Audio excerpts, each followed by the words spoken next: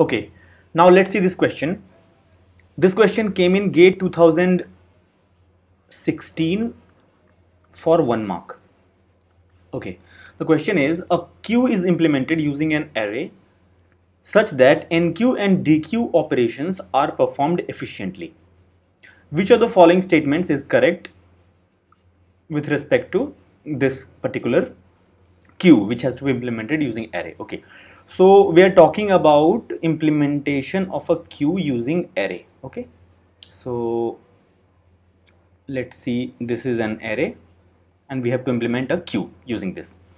Now we have to talk in terms of what will be the statements which are given. They are about the running time for NQ and DQ operations. Okay, so let's see, if this array is initially empty and let's say we want to insert a particular item, that is we want to NQ an item.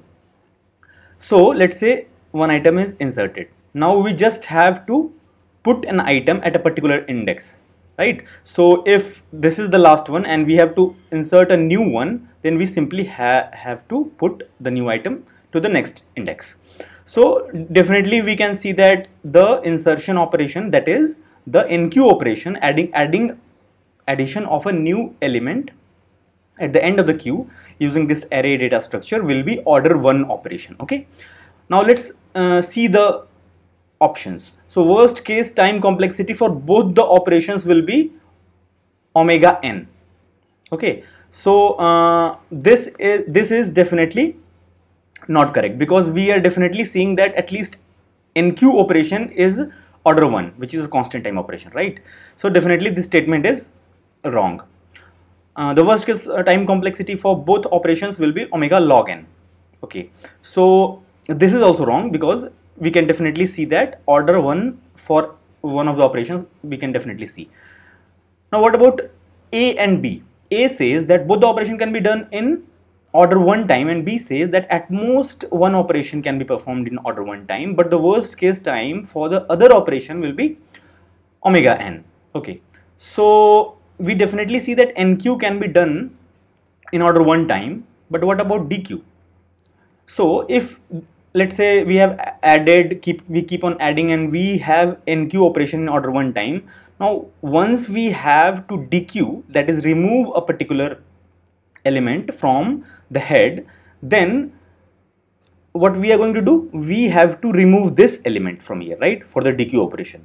Now see, if we do that, then what we are going to do essentially is we are removing this element, but if we have to make use of all the space efficiently, then we definitely have to move all these items to the left.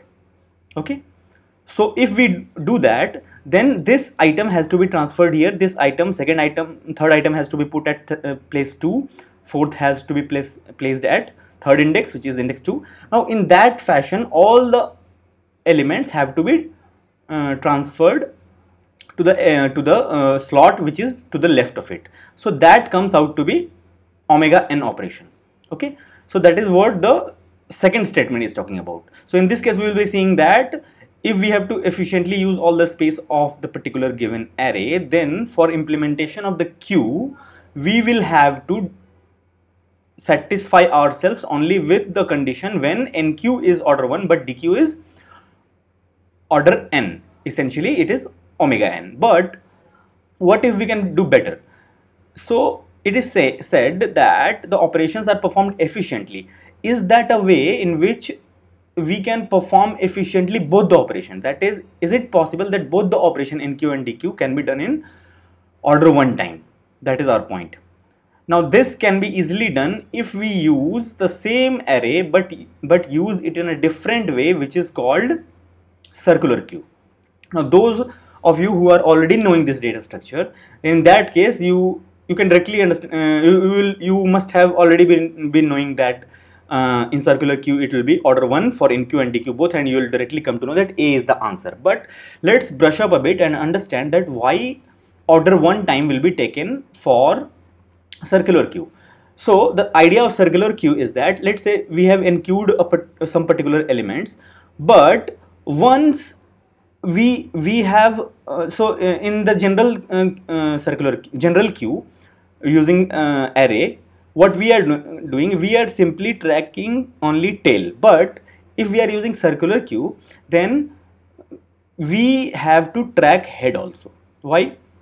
Because in this case, what we are doing essentially is, let's say initially this was also there and head was here. Then if we have to dequeue a particular element, then rather than after deletion of this first element, rather than moving all the elements to the left, we simply say that now our head of the queue is this, and that's it, and we don't do anything. So essentially what we are doing, that we are trying to make the NQ apart from NQ operation, DQ operation also order one time, and this will be done in that way. But if we do that, then we can quickly understand that something like this can happen. So let's say one new element is inserted, and so the tail will go this place, and let's say a new another DQ operation is done. So let's say this is removed, so now the head is here, something like that is happening. But what if let's say a new element is added, and now the tail is here, and let's say we want to add one more element, but there is no space right to the right. So how we can add? We cannot add. That is the point. But we must be capable of adding that. Why? Because all the space of the array is not used, and that is the entire point of circular queue, that after this, if the space is not there, then we can start utilizing space again from the beginning. And if we want to add a new element, then if this is head and this is tail of the circular queue, and if we want to add a new element, then if the space is remaining from the other side, then we can use that also. So essentially we can add a new element after here, we can add a new element to the queue. So the new in queue operation will add the element here, and our new tail will be actually this.